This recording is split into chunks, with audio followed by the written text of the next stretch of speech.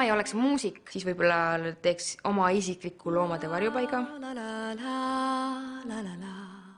Peruus, seal Liimas, kui ma käisin eelmine suvi, nägin, kuidas seal oli selline park, kus oli nii palju kodutuid kasse ja siis ma läksin, ostsin 250 € eest kassitoitu. Kõik kassid tulid ja tead, milline õnn see oli näha, kuidas nad kõik pool näljast tulid sinna sööma. See oli nii hea tunne.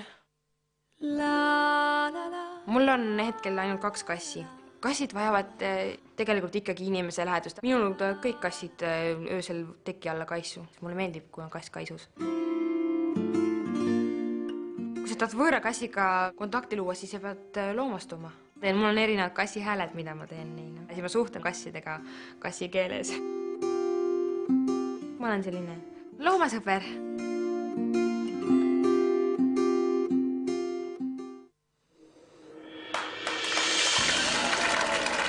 Loomasõber Silvia räägib siis kasside keeles. Palju sul neid kasse siis õigupoolest on, kellega sa vabal ajal vestled? Mul on ainult 2 kassi hetkel korteris, aga kui ma kunagi oma majja kolin, eks neid siis ole rohkem ja siis liituvad koerad ka. Mida sa siis ütled neile? Mida ma ütlen? Kassidele, jah? Sa ütlesid, et sa oskad nagu kassi keelt rääkida. Too mõni nagu näide, mida sa näiteks ütled kassile? Ma suhtlen nendega vastavalt sellele, kuidas ma näen, kuidas nende tuju on. Mul on igasugused erinevad häälitsused, et ma neid siin... No näiteks? Ma ei hakka siin... Ei, no mõnda ikka tahad, me tahame ikka teha mõnda kassi häält kuulda. Siis selle hääle peale tuli must paks kass kohale kohe. Ja teine ei tule? Teine ei tule, teine tuleb teise hääle peale. No ja küll, naine, kes teadis kassi sõnu, läheb, võtab oma positsiooni sisse ja muide, mu armas isa on väga armastatud lugu filmitegijate seas. Seda on kasutatud peaaegu 60 filmis ja telesarjas. Nende hulka kuuluvad näiteks nii ka Rocky kui ka Downton Abbey. Puccini imeilus aaria pärineb ooperist Gianni Schicchi. Tänane seade on kirjutatud tšellole, 2 viiulile ja klaverile. See peaks kuulajat nõnda lummama, et ta unustab puuduvad sõnad ja imestades küsib, kuidas küll tšello laulma on õppinud. Kas Silvia suudab teid nii lummata? Head vaatajad, teie ees on Silvia Ilves tšellol, viiulitel Aleksandra ja Gloria Ilves ning klaveril Liidia Ilves.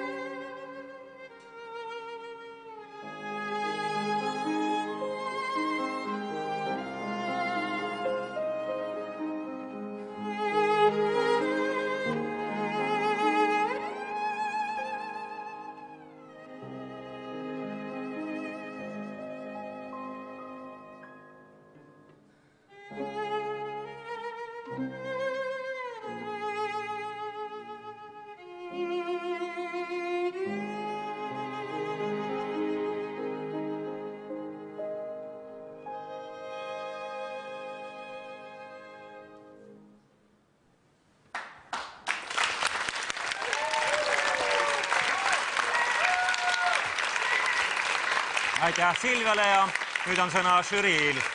Riin Ruumel. Tore oli kuulda midagi meloodilist sinu esituses. Natukene meil on keelpillimängijatena natukene rohkem võimalust vasaku käega just vibraato ja selliste asjadega natukene rohkem väljendust otsida, et see oli väga ilusti mängitud, aga just nimelt, et kõlavärvide rikkust ja nüansirikkust oleks võinud natukene rohkem olla, aga muidu tubli. Olar Ilts. Väga tore, sellised läks selle väga hästi kokku selle eelneva jutuga, mis siin sai vestetud kassidest, et selline tore kassne lähenemine.